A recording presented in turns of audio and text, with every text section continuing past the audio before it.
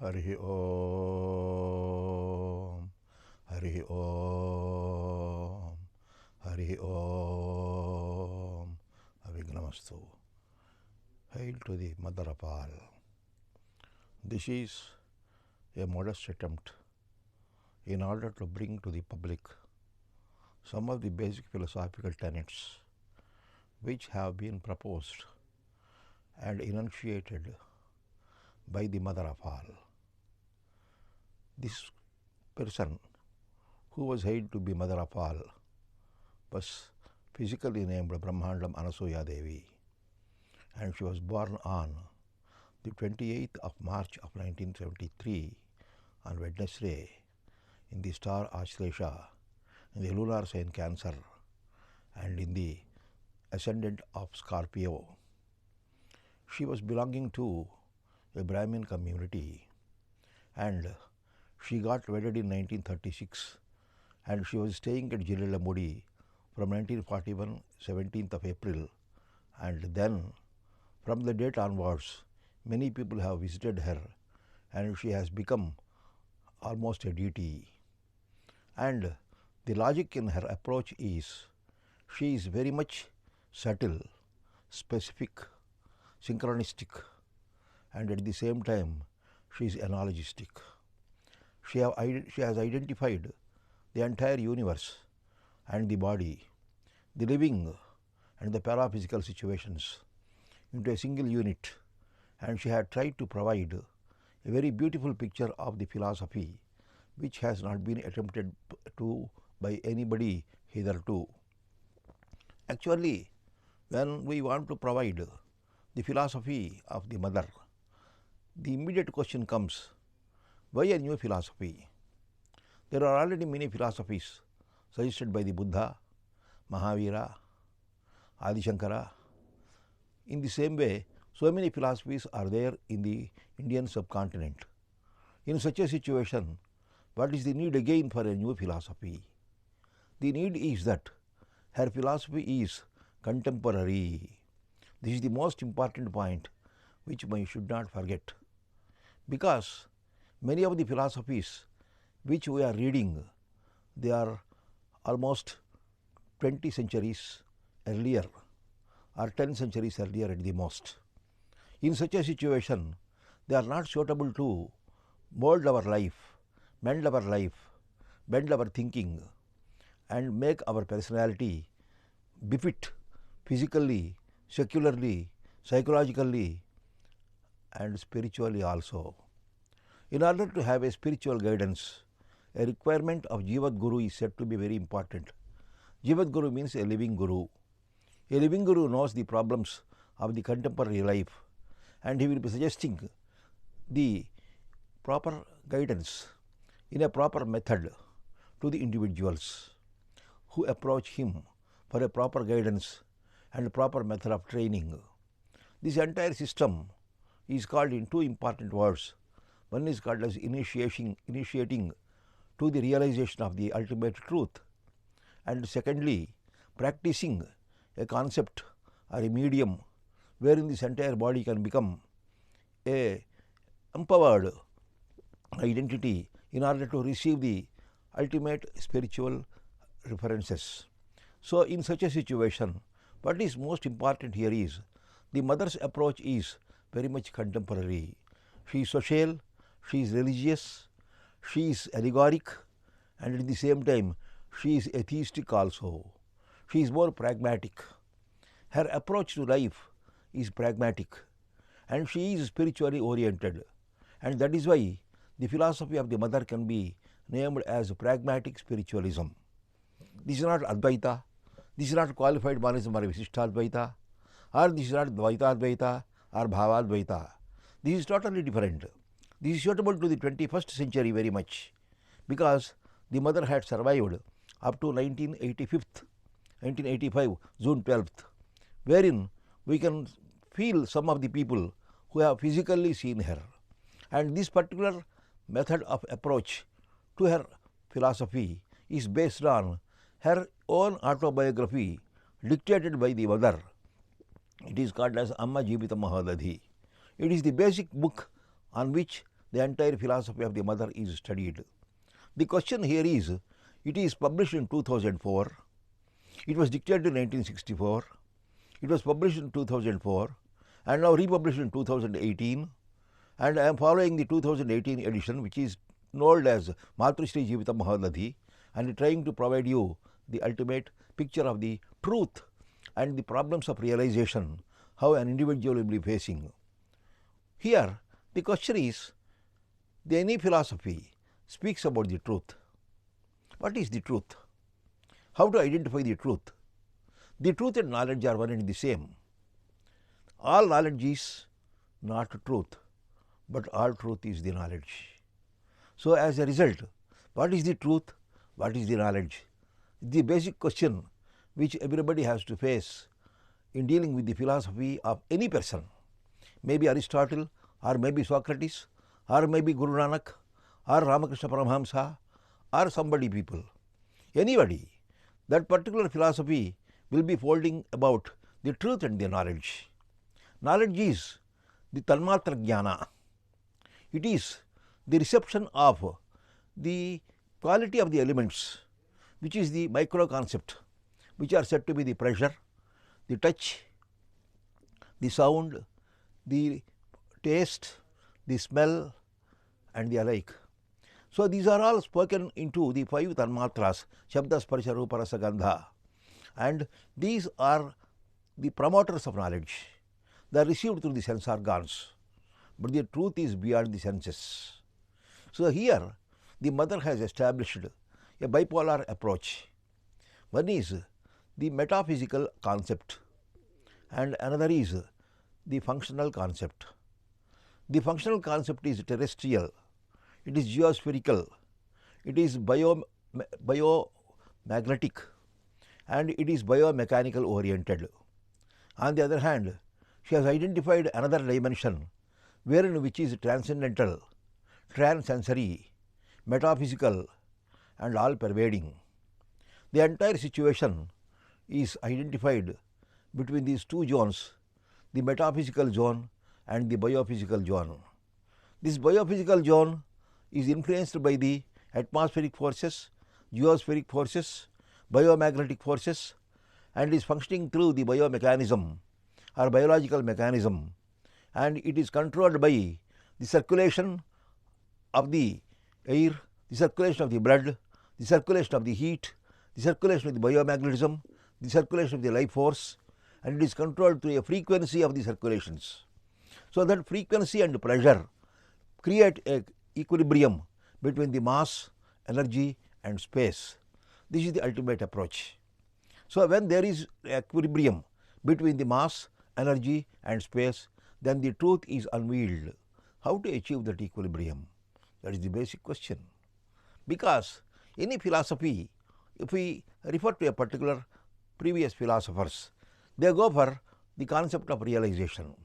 Realization is an ideology, and yoga is a method which is developed by the Indian people in order to reach that particular level of realization through a state of samadhi, wherein one will be crossing the level of perspicacity, self-control, and then ultimately the concept of equilibrium, which is called as samadhi. But how an ordinary person can achieve it without practicing yoga? There is a statement in some of the Upanishads that how a person can achieve truth without the knowledge of yoga or knowledge. So both yoga and knowledge are essential for the realization of the truth. This is told in the Yoga Tattva Upanishad of Atharva Veda. But here the concept is, every individual is born on the earth. He is bred up on the earth.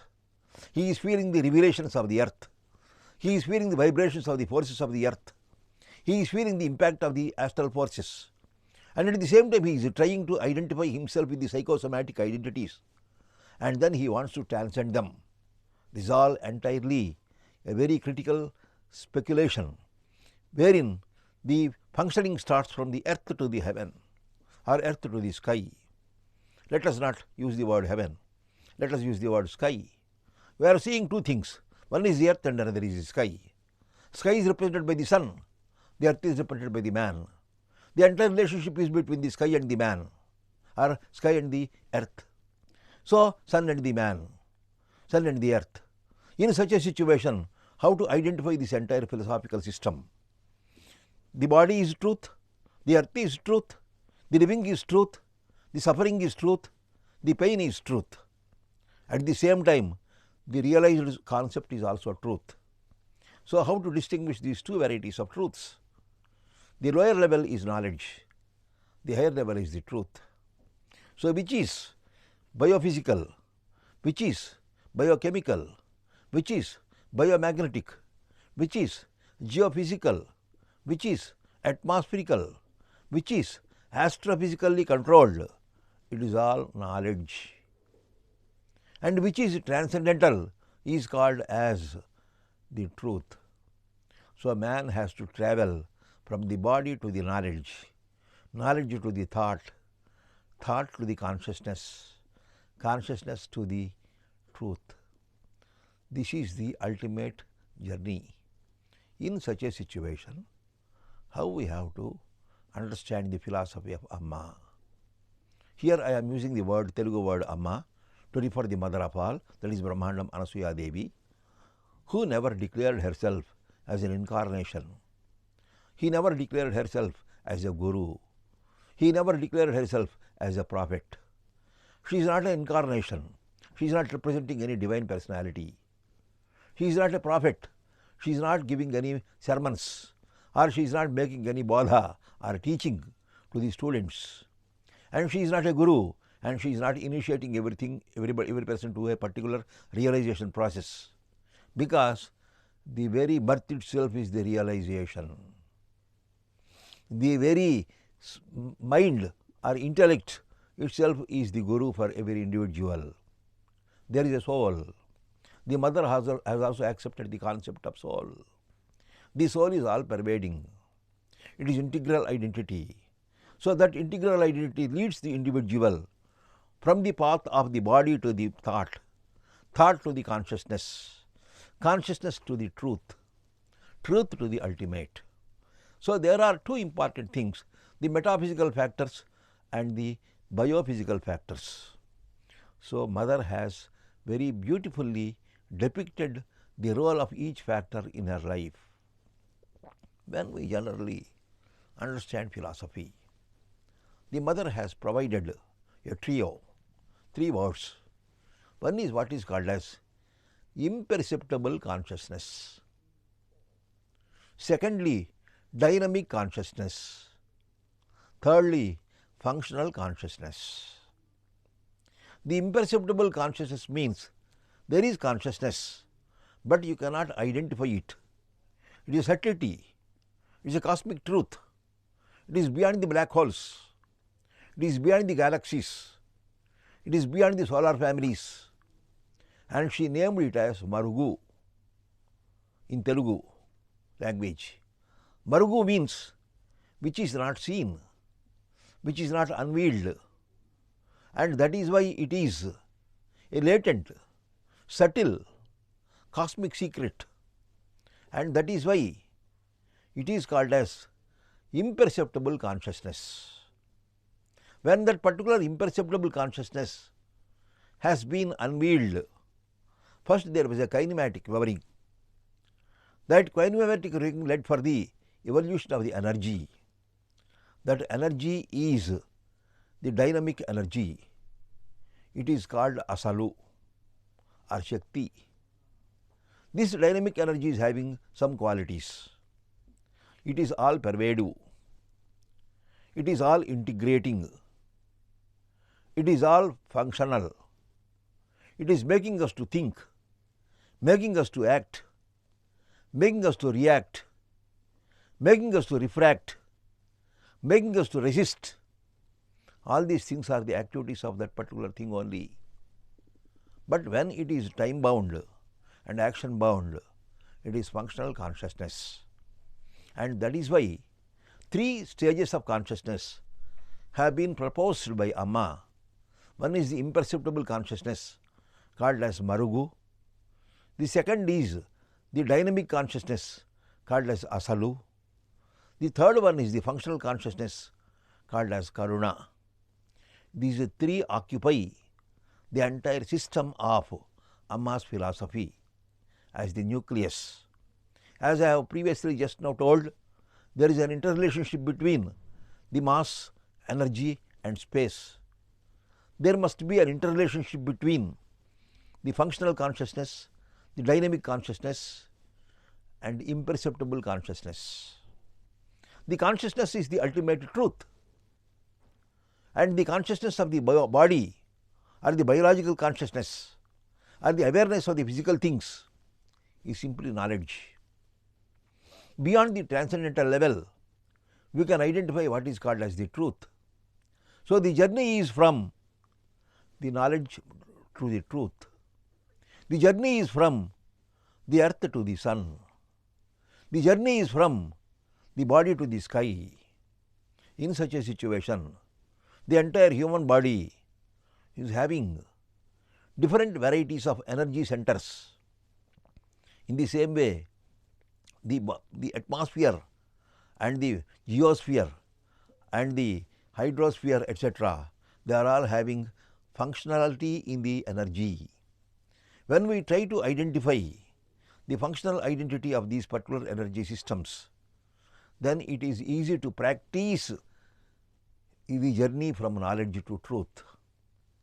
So, the first point is the imperceptible consciousness, that is Margu. What is the recognition the mother has given to that particular Margu? She calls it as her Guru. The very word Guru is very much misunderstood word in the Indian phenomena, and the Guru has been told in the yoga texts, it is before the creation, or it is primordial force which cannot be separated by the time. That means when there is no evolution of the time, the Guru is there. That is also called as Brahman.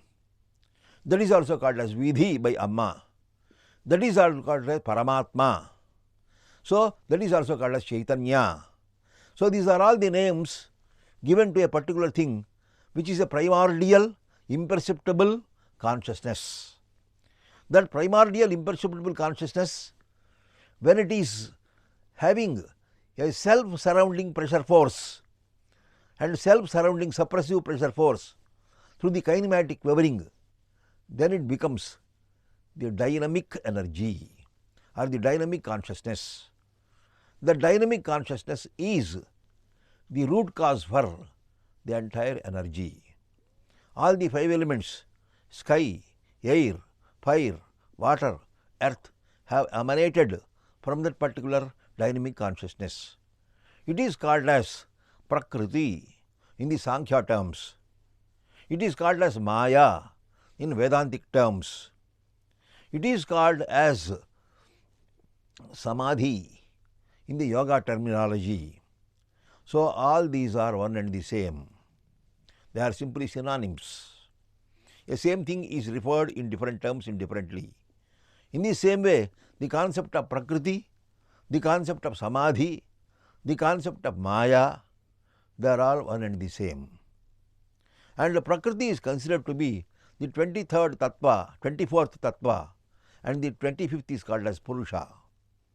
So, the Purusha can be equated with the imperceptible consciousness, and the Prakriti can be equated with the dynamic consciousness. When that particular dynamic consciousness has been identified, then it becomes functional through a refractive process. That refractive process has been taking place through the different media like the five elements, sky, air, fire, water and earth. So, the body which is made of all these five elements will be providing the truth in a refractive identity. For example, if we have a white ray of light passing through a prism, then there will be the formation of the WebGR. All the colors, 7 colors are forming. In the same way, when the truth is traveling through the physical body, it becomes knowledge. Knowledge is volatile. Knowledge is temporary. Knowledge is varying. Knowledge is verifiable. Knowledge is sensory. Knowledge is time bound. Knowledge is action bound. Knowledge is influenced by the earth and the planets. But it is not the case of the truth. It is Sat, it is Om, it is Brahman, it is Param. So that truth has to be achieved by every individual. What the mother says about the truth and the body, about the action and the manas, about the buddhi, what is taking place? Why an individual is forgetting the knowledge, or why an individual is having a forgetfulness in the knowledge, and from that forgetfulness, how he has to cultivate the what is called as perspicacity, self-control, and state of equilibrium, which is samadhi, which is the original point of Maya, which is the axis of Prakriti. To that particular extent, the human journey starts. It is an upward journey from the surrounding pressure force to the super pressure force, where the transcendental elements will be all pervading, the transsensory identity is all pervading. Now, this introduction will be providing us two important things. One is metaphysical factors, and another is biophysical factors. One is between the truth, another between the knowledge. Another is sensory, another is transsensory. Another is organic, another is transcendental. Another is geospherical, another is cosmospherical. How we have to make a travel and how to understand this particular philosophy as an integrated whole, this will be given in my next speech. Hari Om.